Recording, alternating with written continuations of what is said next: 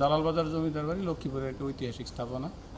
আমি প্রথম আসার পর এই জমিদার বাড়িতে আসি। আসার পরে আমি জানতে পারলাম যে এই জমিদার বাড়িটি প্রত্নতত্ত্ব অধিদপ্তরের গেজেটভুক্ত হয়েছে। তার পরবর্তীতে আমি যখন এটাকে সংরক্ষণের উদ্যোগ নিই তখন জানতে পারলাম যে এখানে হাইকোর্টে 3টি রিট মামলা আছে এবং একটি নিষেধাজ্ঞা 3টি রিট মামলা আছে, আরেকটি ভায়োলেশনের মামলা আছে। পরবর্তীতে সেই মামলাগুলো নিষ্পত্তির জন্য আমরা উদ্যোগ গ্রহণ করি। মহামান্য হাইকোর্ট গত 29/8/2019 তারিখে এই মামলাটি নিষ্পত্তি করেন এবং আমাদের পক্ষে রায় হয়েছে। এখন আমরা এই জমিদার বাড়ি সংরক্ষণের জন্য প্রয়োজনীয় উদ্যোগ গ্রহণ করব।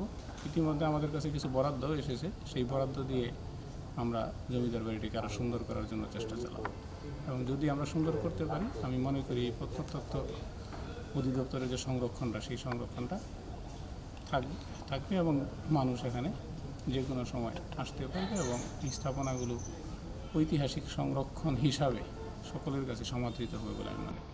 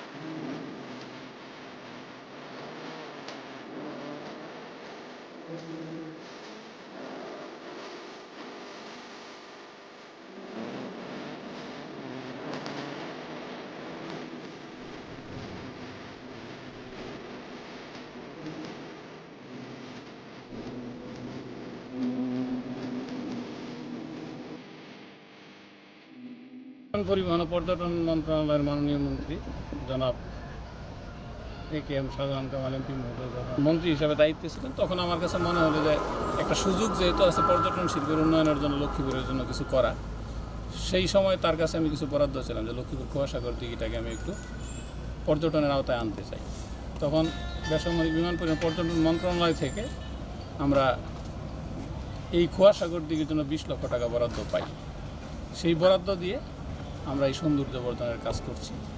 ভবিষ্যতে আমরা অতিরিক্ত বরাদ্দের জন্য মন্ত্রণালয় লেখার চিন্তা ভাবনা করছি। আশা করি 1 বছরের ভিতরে যেটুকু আমরা করেছি বাকি অংশটুকু করতে পারব। আর এই কুয়াশাগর দিঘি পর্যটন কেন্দ্রের জন্য যে কাজ আমরা করছি যদি শেষ করতে পারি, আশা করি লক্ষ্মীপুরের সাধারণ জনগণ এই কুয়াশাগর দিঘির পাড়ে আসবে।